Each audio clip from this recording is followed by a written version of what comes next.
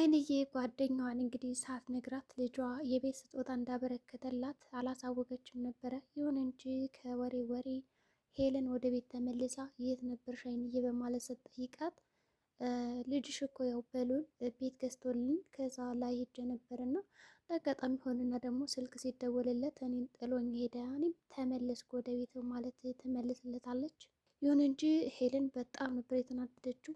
እንዴት ቤት ይገዛላታል በማለት በጣም ጭሳለች። ምክንያቱም ቤት እንዲገዛላቸው ስላልፈለገች በጣም ነበር የተናደደችባት። አይንዬ ደግሞ በጣም የዋህ ከመሆኗ የተነሳ ይህንን ነገር ከሄለን ላይ አላየችባትም። ድንገት እንግዲህ ሰው ነበርና ከፊት ለቤቷ ተነሽ ለብቻችን ሄደን ማናገርና ማውራት አለብን በማለት ለብቻ ጎተት አድርጋ ለማውራት ሞክራለች።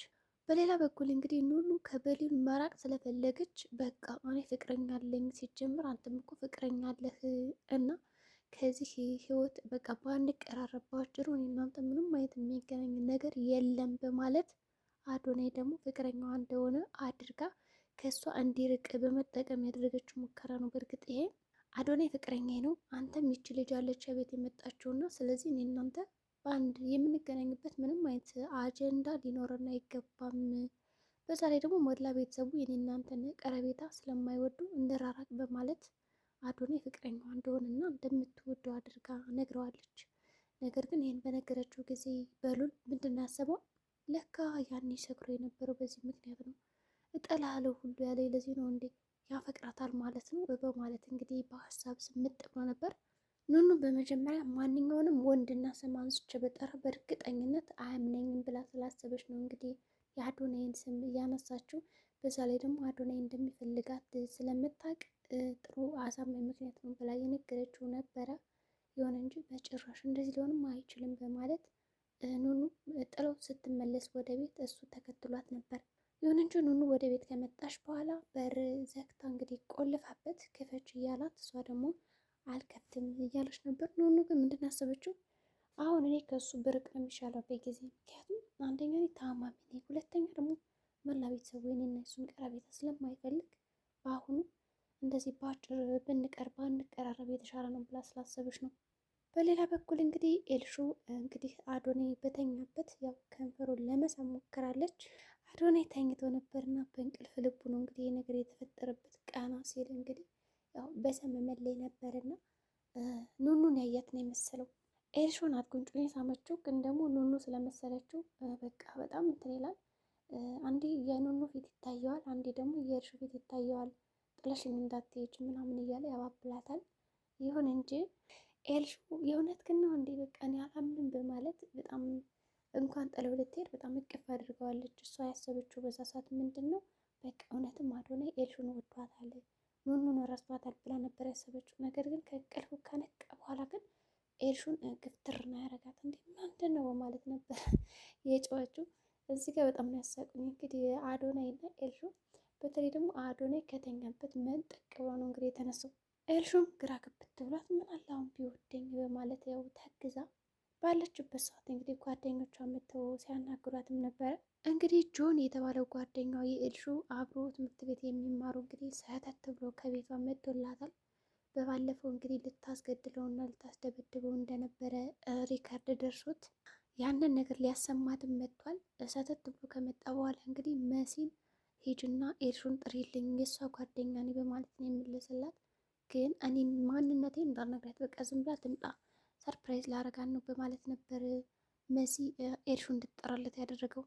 በሌላ በኩል እንግዲህ በሉልና እናቱ በጣም ስለዋሹት ከነበረችበት ካፌ ተከታትላት ሄዶ እዚህ ምን እየሰራሽ ነው በማለት አፋጧትም ነበር። ይሁን እንጂ ሄለን እና ቴዲ በግርምት ካዩት በኋላ ስራ እኮ መተን ነው ያው አንዳንድ ነገሮች ለመነጋገር ብለን እዚህ ጋር መተን ነው እንጂ ሌላ ምንም አይነት ነገር አይደለም በማለት ከቴዲ ጋር ሆና ያወራቸውን ነገር ሳትነግረው ወጥታለች ማለት ነው። እንግዲህ በሉልም በጣም ተናዶባቸው እሺ ስራ ከሆነማ ምንም ችግር የለውም እኔ መሄድ አለብኝ ይልና ጥሏቸው ይሄዳል።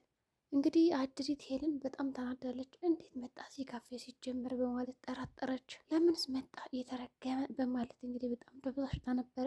ምክንያቱም ቴዲን ስላወቀው። ግን እዚህ ጋር ምንድን ያደረገችው እሱ ማለት የአባት ጓደኛ ነው የቶማስ ጓደኛ ነው እና ልናወራ ነው በማለት እንግዲህ ቴዲ የአባቱ ጓደኛ እንደሆነ ነግረዋለች፣ አስታውቀዋለችም።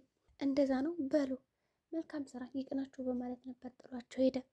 ኑኑም እንግዲህ ቁጭ ብላ ሳለ ያው በስልክ እያወራች ደህና እንደነበረች እየነገረችው ለበሉል ወዲያውኑ ያቺ ያልሹ ትመጣና እንግዲህ ያው ሰላማን ተነሳታለች። ምን እያረግሽ ነው? እዚህ ከወንድሞች ራቅ ብዬሻል ነበረ ለምን አራክሽን? በማለት እንግዲህ ታፋጥጣታለች። የሆነ እንጂ ምን አደረግኩሽ ውጭልኝ ስትላት ያው እንደምንም ብላ ተሳድባ እንግዲህ ያው ኑኑ እስከሚደክማት አዳምጣት ነው የወጣችው። ሄለን እና ቴዲም ወደ ቤት መጥተዋል። ወደ ቤት ከመጡ በኋላ ቴዲ መሲን በጣም ስለሚወዳትና ስለሚያፈቅራት እያያት ነበረ። እንዲሁም ደግሞ ይኸውልህ እዚህ ያመጣሁህ በጣም አንዳንድ ነገሮችን ለመወያየት ብዙ በኋላ ካፌ ምናምን አንገናኝም ብለዋለች። ቴዲም እንግዲህ ራሱ በጣም ደስ ይለኛል እንኳን አመጣሽ በማለት በዛውም መሲን ሊያያት ስለሚፈልግ ችግር የለም እንደውም እዚህ በኋላ ቤት ጠሪ ብሏታል። ሄለን እንግዲህ የመሲንና የቴዲን የድብቅ ግንኙነት ወይም ደግሞ ፍቅራቸውን ካወቀች ምን ልታደርጋቸው ትችላለች? በእርግጠኝነት ሁለቱንም ትበቀላቸዋለች ብዬ አስባለሁ። እኔ በበኩሌ የመሲና የቴዲን ግንኙነት እስካሁን አታውቅም።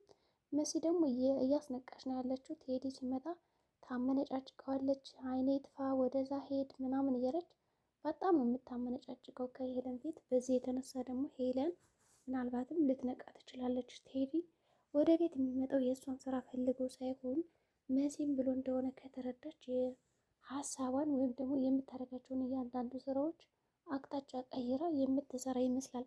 ይሁን እንጂ እንግዲህ ሁለቶች እያወሩ ያለ መሲ ተደብቃ ስታዳምጥ ድንገት ከጀርባ መጣችና ታዲ እንዴ መሲ እዚህ ጋር ቁመሽ ምን እያወራሽ ነው? በማለት ታስደነግጣታለች። ወዲያውኑ ሄለን ዞር ስትል መሲ ከጀርባዋ ናት። ነገር ግን እዚህ ጋር ቴዲ በጣም ያግዛታል። ምንድን ነበር ያለው? አይ አሁን ነው የመጣችው መሲ እኔ አይቻታለሁ በማለት ይመልስላታል። እንዴ ታዲያ እኔ እኮ እዚህ ጋር ቁመሽ ሴች የተራመድሽ አልመሰለኝም በማለት እንግዲህ ታዲ ትነግራታለች። ሄለንም እንግዲህ ኧረ ተይ አንቺ ልጅ በቃ የሚገባና አማርኛ አውሪ እስኪ የማይገባ ነገር አትናገሪ ስትላት ነበር። እንደምንም ብላ ናይ በቃ ተቀመጭ ይሉና አብረው እንድትቀመጥ ያደርጋሉ።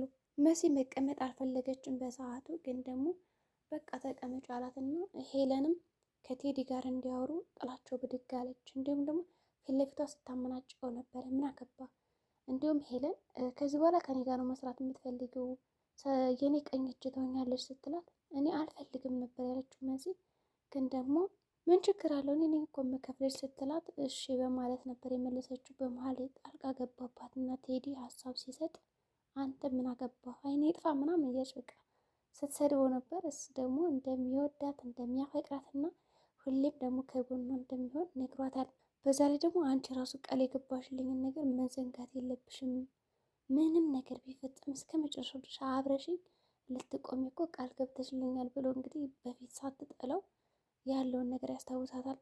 ይልቅ ጅል አትሁኝ፣ ሞኝ አትሁኝ። አሁን እኔ የሰጠሁሽ አጋጣሚ በጣም ጥሩ ነው። ምክንያቱም ከእሷ ጎን በመሆንሽ እያንዳንዱ የምትሰራቸውና የምታቅዳቸውን እቅዶች ታውቂያለሽ እና በዚህ ደግሞ ልናሸንፋት እንችላለን እና ጥሩ አጋጣሚ ነው፣ እድሉን ተጠቀሚበት በማለት ነው እንግዲህ የመከራት ቴዲ።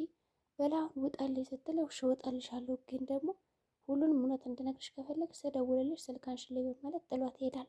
እንግዲህ አጅሪት ሄለን ለመሲ መድኃኒት እየሰጠቻት ነው። የሆነ የሚገል መሰለኝ እንግዲህ ለምንድን ነው ግን መድኃኒቱ እንደዛ የማይገላት የማያማት እያለችም ነበር። ቴዲ ደግሞ ምናልባት እንግዲህ ካጠቃቀሙ ሊሆን ይችላል ምናልባት ከውሃ ጋር ከምግብ ምናምን እንጂ በደንብ አጠቃቀሙን ካወቅሽበት በእርግጠኝነት መድኃኒቱ ይሰራል ብሎ ይዋሻታል።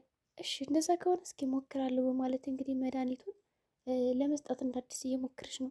እንግዲህ ኤልሹም ጓደኛዋ ጋር ቁጭ ብላ እያወራች ነው። እንዲሁም ደግሞ ያቺ የበሉል ፍቅረኛ ተብያዋለች ትክክል ብለዋል ከስልክ ላይ ማለት ነው። ታዱ በጣም ምርር ይላትና ቆይ ኤልሹ እኔ ልሂድ እንዴ? ትናንትና በመጣችው እኮ ጓደኛሽ ቀየርሽ፣ ምንድን ነው አላማሽ? ልሂድ አለቻት። ሂጅ አለቻት። ሴቶች እዚህ ጋር በጣም ይጨቃጨቃሉ። እንግዲህ እና ማናት ውጭ አለች። ጓደኛሽ ላይ እንዴት ነው የምታማረች እያሉ እንግዲህ ያቺ የበሉል ፍቅረኛ ነው ተብያዋ በጣም ማማረች ጀመረች። ታዱን በጣም ትናደድና እንደውም ሳይሽ ምንም የሚፈልግሽ አይመስለኝም በሉል ፍቅረኛው ሁላ አትመስይም ትላታለች። ያው እንግዲህ ቁምሽሽ ናለችው ያለችበት ቁምሽሽ ብላለች። ኤልሹም ለማገላገል ሞከረች። ይሁን እንጂ ኤልሹም ወደች ወረደች እና ሳሎን ላይ ስታይ በጣም ደነገጠች። እዚህ እንዴት መጣ በማለት ነው እንግዲህ የመለሰችለት። ያው እናትሽ አይታኛለች እና ትምህርት ቤት እንድትሄድ እያለች ነው። ስለዚህ ወጣ ብለን ማውራት አለብን ይላል። ወዲያውኑ አዶናይ ወደ ሳሎን ይወርዳል። አዶናይም እንግዲህ በጣም እያንቀላፋ ስለነበረ ማን እንዳለ ከስሩ ማን እንደተቀመጠ አላስተዋለም። ጆም እንግዲህ ቆይ አንተ ነበርክ እንዴ ስደውል ስልኩን የዘጋብኝ ጆሮዬን ሲለው አንተ ነህ እንዴ ቋሳ እያለሁ እዚህ ቤት ናውጣ በማለት እንግዲህ ስጠይቀው እናቷ ራሱ ናውጣ ላለችኝም አንተ ምን ቤት ነው ነበር ያለው።